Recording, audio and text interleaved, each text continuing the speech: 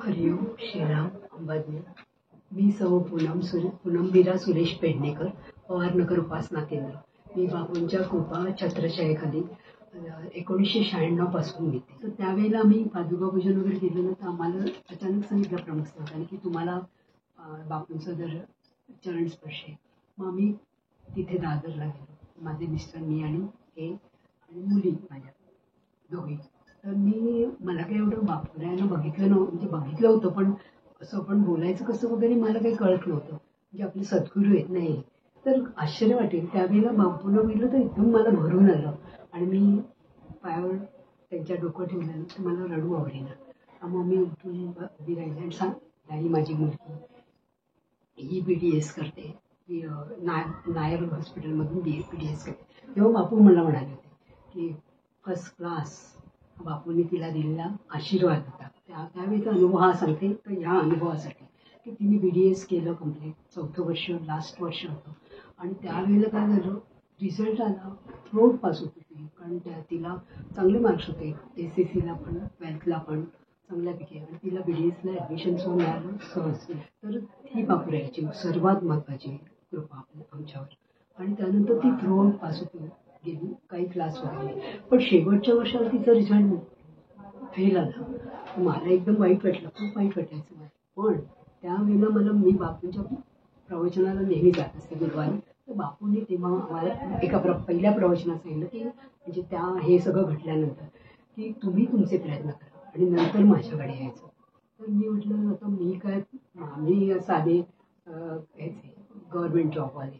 तर मी म्हटलं जाऊ दे, बापूंनी सांगितलेला प्रयत्न करा. मी तिला उठवलं दुसऱ्या दिवशी, पण तिला करेज येणं महत्त्वाचं होतं.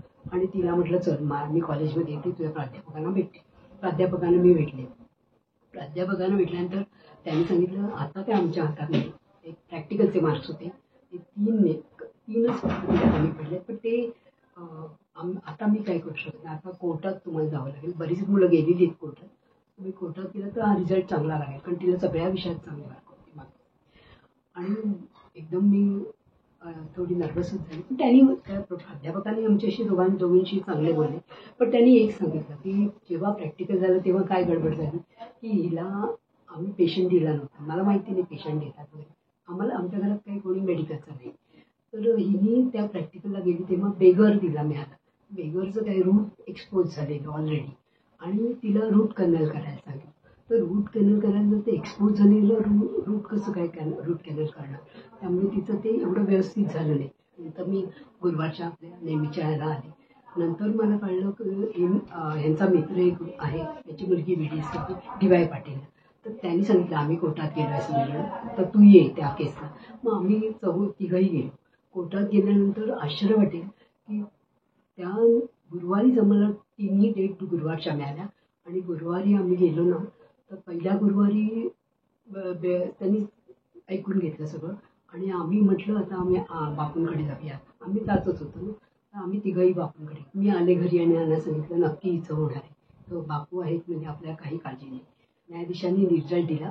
मी असं लॉकेट पकडलेलं हे असं घट्ट, आणि माझ्या मुलींनी घट्ट लॉकेट पकडले. पण आता रिझल्ट लागणार होता. आणि नंतर रिझल्ट लागला तो सर्व मुलांच्या बाजूनी लागला. आणि आम्हाला बापूंच्या कृपा आशीर्वादाने हे सगळं व्यवस्थित झालं. माझी धाकटी मुलगी जेव्हा परीक्षेला बसली SSCला, तर घरी कोणी नव्हतं ना, मी नोकरीला, माझी मिस्टर नोकरीला, आणि तिचा रिझल्ट लागणार तर ती घरीच होती एकटी. तर मला म्हणाली आज रिझल्ट आहे. मी म्हटलं थांबते, पप्पा जाणार म्हणून मी थांबते. आणि त्याच्या आधीच्या प्रवचनात बापूंनी असं सांगितलेलं की बघा आपल्या मुलाला चांगले मार्क, इतरांपेक्षा चांगले मार्क मिळाले तर हुरळून जायचं नाही आपण, आणि कळालं नाही आपल्याला लगेच तरी शांत राहायचं असं बापूंनी सांगितलं. म्हटलं असं बापू का बरं बोलले असेल, हे आपल्याला असेल का. मी घरी आले आणि जेव्हा रिझल्टची वेळ आली तेव्हा माझ्या भावाची मुलगी होती आणि माझ्या नंदेची मुलगी होती. पण त्यांना रिझल्ट कळले आणि आमचा रिझल्ट काय कळेच ना. माझ्या मुलीचा रिझल्टचं मला टेन्शन यायला लागलं की म्हटलं अरे सगळ्यांना कळते रिझल्ट आणि मला का नाही कळते. मग मला हे प्रवचनात सांगितले बापूंचे शब्द आठवले. म्हटलं शांत राहू आम्ही आपले नेहमीसारखी शाळेत गेलो. 4 वाजता रिझल्ट आला आणि त्याच्यात ह्या सर्व मुलांमध्ये तिला व्यवस्थित मार्क, म्हणजे बापूंनी जे सांगितलं आजूबाजूला तुमच्या जे मार्क त्याच्यापेक्षा जास्त मार्क मिळाले मग हुरळून जाऊ नका, पण रिझल्ट येईपर्यंत शांत राहायचं असं सांगितलं. आणि खरंच बापूंच्या कृपेने तिला चांगले मार्क मिळाले.